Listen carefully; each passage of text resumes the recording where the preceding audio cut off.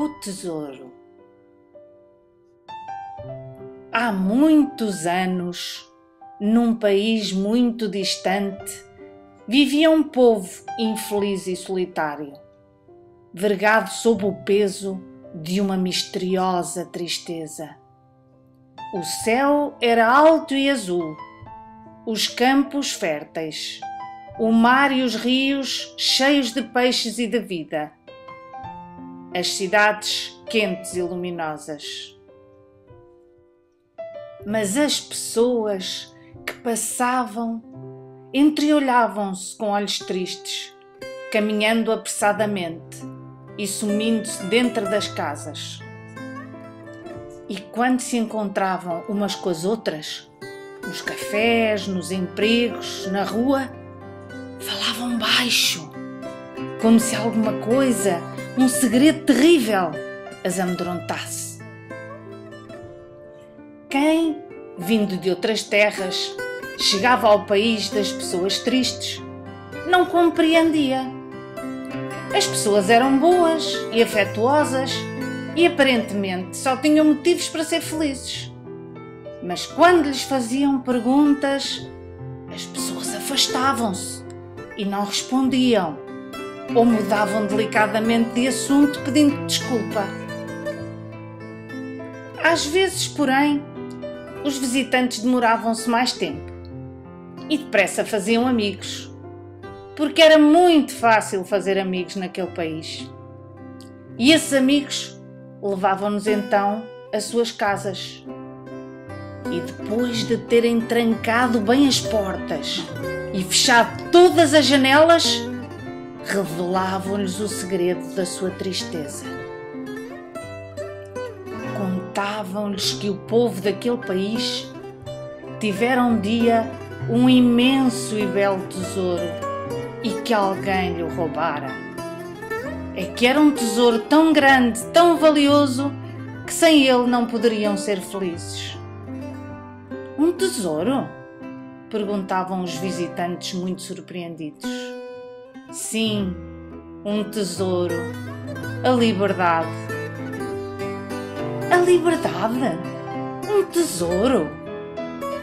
Os visitantes não queriam acreditar, porque nas suas terras a liberdade era uma coisa comum, quase sem importância.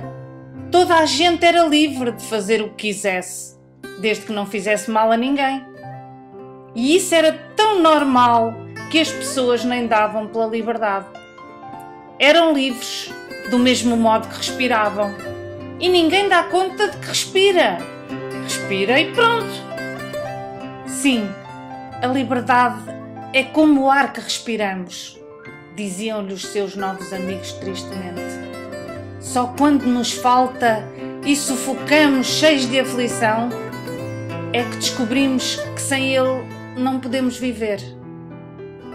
E como pode alguém viver sem liberdade? Como é possível? Então explicavam-lhes. Naquele país as pessoas não podiam fazer o que queriam, nem podiam dizer o que pensavam ou o que sentiam, nem como eles partir e visitar outros países e conhecer outros povos. Viviam fechadas no seu país como se ele fosse uma prisão. Nem sequer podiam contar esse segredo a ninguém, porque seriam presas ou até mortas.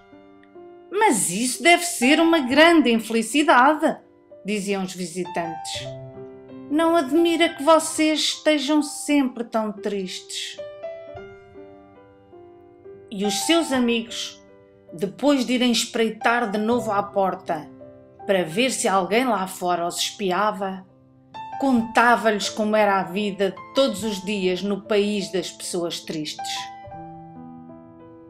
Havia polícias por toda a parte, não polícias bons que orientam o trânsito e prendem os ladrões, mas polícias para vigiar as pessoas e impedir que elas falassem entre si, polícias nas fronteiras para não deixar sair, até polícias que abriam as suas cartas e ouviam as suas conversas para descobrir o que diziam e o que pensavam. e que as perseguiam e lhes batiam se elas não dissessem nem pensassem o que eles queriam que dissessem e que pensassem.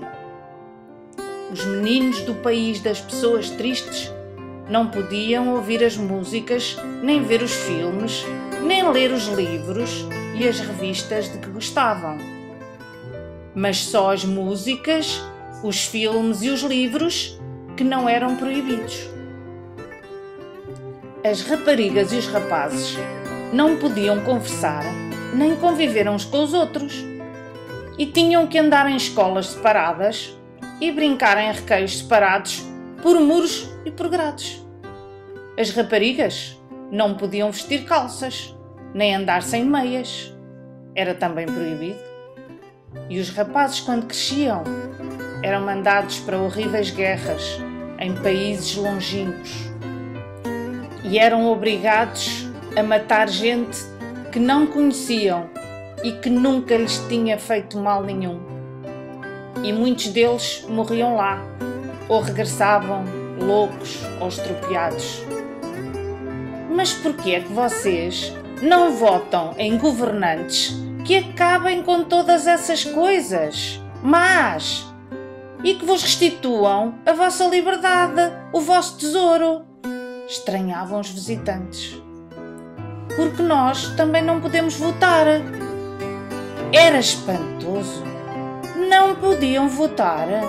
Então como escolhiam os vossos governantes? E de regresso ao seu país, estes visitantes compreendiam então como a sua liberdade era afinal um tesouro muito valioso. E a partir daí passavam a velar por ele como por um bem raro, de que a sua felicidade e a sua própria vida dependiam, lembrando-se muitas vezes dos amigos que tinham deixado sós e infelizes no país das pessoas tristes. Até que um dia chegou em que no país das pessoas tristes as pessoas decidiram reconquistar o seu tesouro. Os soldados reuniram-se nos quartéis e pegaram nas suas armas para arrancar finalmente o tesouro das mãos dos ladrões. E toda a gente saiu alvoroçadamente para a rua e acompanhou os soldados cantando e gritando: "Viva a liberdade! Viva a liberdade!" Todo o país se transformou numa grande festa, ruidosa e transbordante, e as pessoas deixaram sair livremente do coração todas as palavras e todos os sentimentos longamente acumulados durante os anos de infelicidade. Era o 25 de Abril, e porque foi nesse dia que aquele povo recuperou o tesouro da liberdade. Esse dia passou a chamar-se Dia da Liberdade. Tudo isto aconteceu há muito tempo. Ainda tu não tinhas nascido, num país muito distante. Esse país agora já não se chama País das Pessoas Tristes. Chama-se Portugal. E é o teu país. É o tesouro que pertence a ti. És tu agora que tens de cuidar dele, guardando muito bem no fundo do teu coração, para que ninguém te roube outra vez. E porque esta história não é uma história divertida, é uma história verdadeira, aconteceu mesmo. Pergunta aos teus pais ou avós e aos teus professores, e eles contar-te-ão mais coisas sobre o país das pessoas tristes e sobre o Dia da Liberdade.